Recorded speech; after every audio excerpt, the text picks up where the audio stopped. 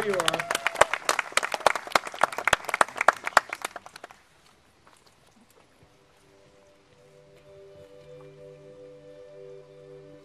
Good evening, everyone. It's a wonderful pleasure to be here to deliver this message from Gaia.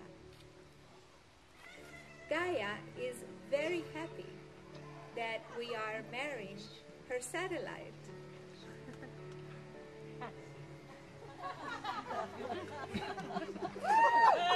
She is not jealous.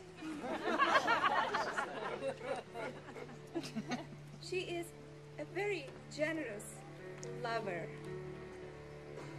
who is willing to share her favorite astral partner with us.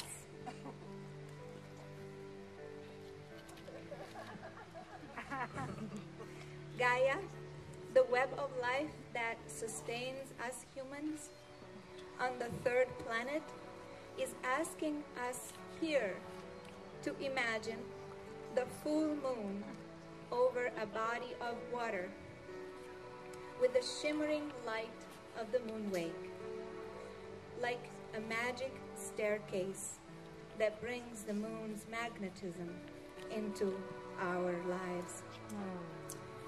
Gaia also asks us to invite you to the world's first symposium about ecosexuality, where, inspired by this ceremony, we are going to be part of the bride's honeymoon.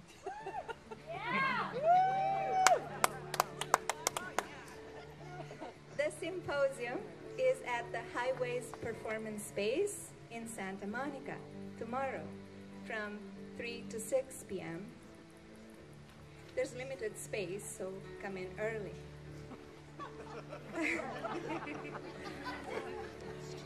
This meeting of the minds, and bring our bodies too, by the way, intends to invent and discover together what is ecosexuality. To invent a million ways to bring the sacred and the erotic back together. Yeah! Thank you.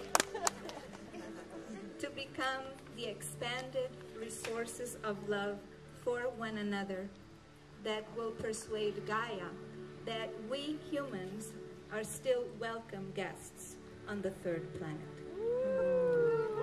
Thank you.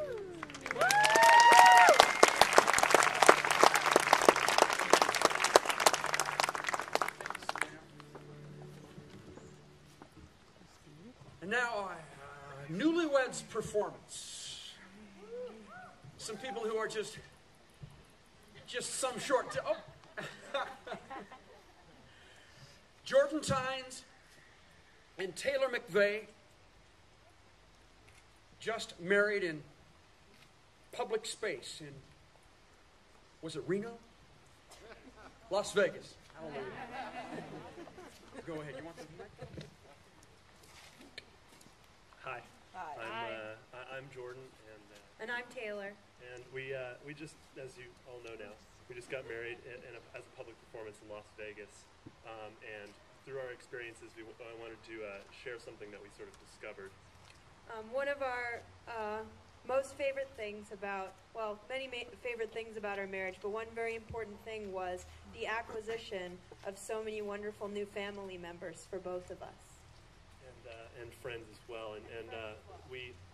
So you all are marrying the moon this evening, and we thought we'd do a little research and figure out which relatives of the moon you will be acquiring.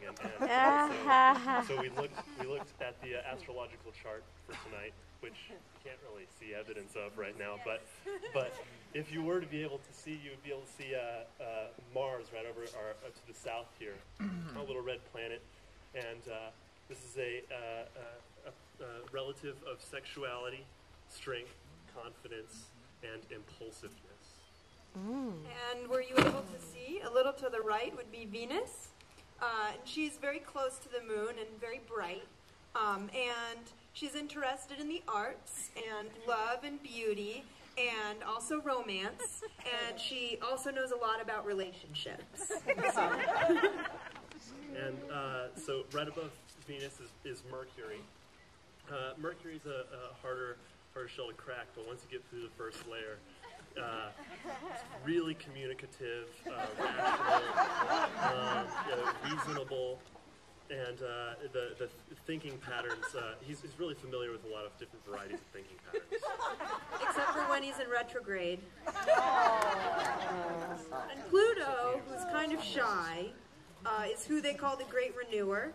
Pluto is always bringing things to light and renewing things and always encourages transformation. And so then to the east, above these trees here, is some more distant relatives and friends. The family of the Lyras, or more commonly known as the Lyra constellation, is one of those members is especially close to the moon. It's the star Vega. Vega was known to the Egyptians as the vulture, indicative of the vulture-like shape. And the Polynesians used Vega as an indicator to plant their new crops. And it's no wonder because it's the second brightest star in the northern hemisphere. And to the west, another very bright star is Regulus, who is a close friend of the moon and is part of the constellation Leo.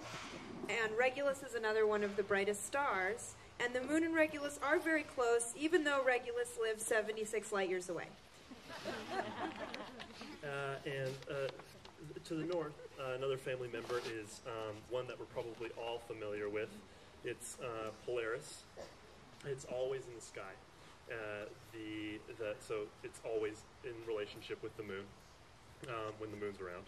And she's part of the family, the Ursa Minors, which is more commonly known as the Little Dipper. And sometimes we call Polaris the North Star. Polaris is a great navigator, so if you ever have any trouble tracking down any of your new family members, Polaris will be there to help you. So there are so many other new family members and friends we'd like to introduce you to. About 3,000 million billion. That's 3 with 16 zeros after it. So we obviously can't introduce you to all of them tonight. But as you get to know the moon and you get to know all the other family members, just you can get in relationship with all of them as you look up into the sky and you sort of get to know your lover. You'll get to know all the family as well. So.